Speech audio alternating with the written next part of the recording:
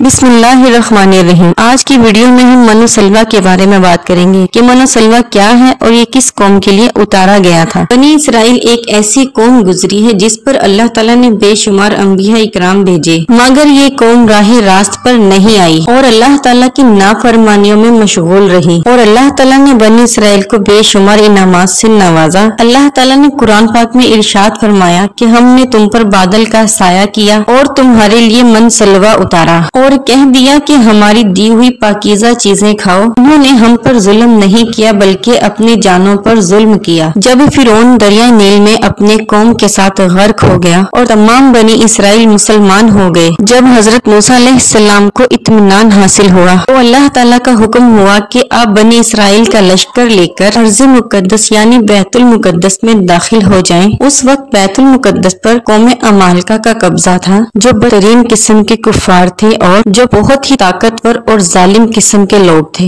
حضرت موسیٰ علیہ السلام 6 لاکھ بنی اسرائیل کو لے کر قوم عمالقہ سے جہاد کے لیے روانہ ہوئے، مگر بنی اسرائیل جب بیت المقدس کے قریب پہنچے تو ایک دم بزدل ہو گئے اور کہنے لگے کہ جب تک قوم عمالقہ اس شہر میں ہے ہم یہاں نہیں رہیں گے، یہ بہت ہی طاقتور اور جنگجو اور ظالم ہے۔ بلکہ بنی اسرائیل کے لوگوں نے حضرت موسیٰ علیہ السلام سے یہاں تک کہہ دیا کہ اے موسیٰ، تم اور تمہارا اللہ جا کر ان لوگوں سے جنگ کریں، ہم نہیں جائیں گے۔ بنی اسرائیل کے لوگوں کا یہ جواب سن کر حضرت موسیٰ علیہ السلام کو بہت دکھ ہوا اور 6 لاکھ بنی اسرائیل پر اللہ تعالیٰ کا عذاب نازل ہوا۔ وہ ایک کھلے میدان میں 40 سال تک بھٹکتے رہے اور اس میدان سے باہر نہ نکل سکے۔ ہر دن اپنے ساز و سامان کے ساتھ چلنے کے بعد جب وہ رات کو کسی مقام پر پہنچتے اور پھر صبح کو جب اٹھتے تو وہ واپس وہیں پر پہنچے ہوتے جہاں سے وہ چلے تھے۔ اس میدان کا نام میدان طیہ ہے، یعنی بھٹکنے کی جگہ۔ جب حضرت موسیٰ علیہ السلام میدان طیہ میں بنی اسرائیل کے ساتھ موجود تھے تو اللہ تعالیٰ نے آسمان سے بنی اسرائیل کے لوگوں کے لیے 2 کھانے اتارے، جس میں ایک کا نام من اور دوسرے کا نام سلویٰ تھا۔ من کے بارے میں کہا جاتا ہے کہ یہ ایک میٹھی چیز تھی جو صبح صادق سے لے کر طلوع آفتاب تک ہر ایک شخص کے لیے برابر اترتی تھی،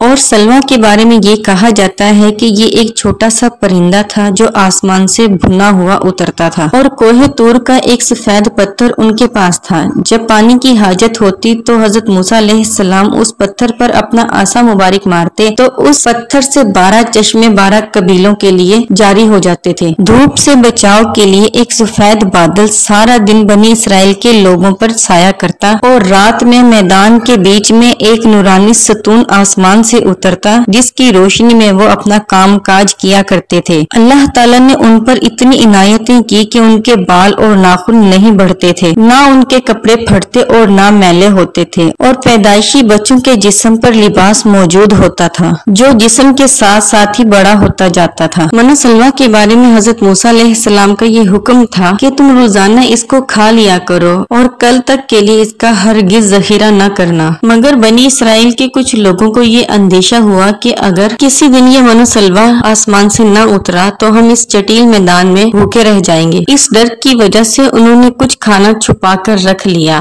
نبی کی نافرمانی کی وجہ سے ایسی نحوست پھیلی کہ جو کھانا انہوں نے ذخیرہ کیا تھا وہ سب گل سڑ گیا اور آئندہ کے لیے اس کا اترنا بھی بند ہو گیا۔ اس بارے میں حضور پاک صلی اللہ علیہ وآلہ وسلم نے ارشاد فرمایا کہ اگر بنی اسرائیل نہ ہوتے تو نہ کبھی یہ کھانا خراب ہوتا اور نہ کبھی گوشت سڑتا، کیونکہ کھانے کا خراب ہونا اور گوشت کا سڑنا اسی دن سے شروع ہوا تھا، ورنہ اس سے پہلے نہ کبھی کھانا خراب ہوتا تھا اور نہ ہی کبھی گوشت سڑتا تھا۔ یہ ہے من و سلویٰ کی حقیقت۔ من و سلویٰ روزانہ جنت سے اتارا گیا کھانا ہوتا تھا۔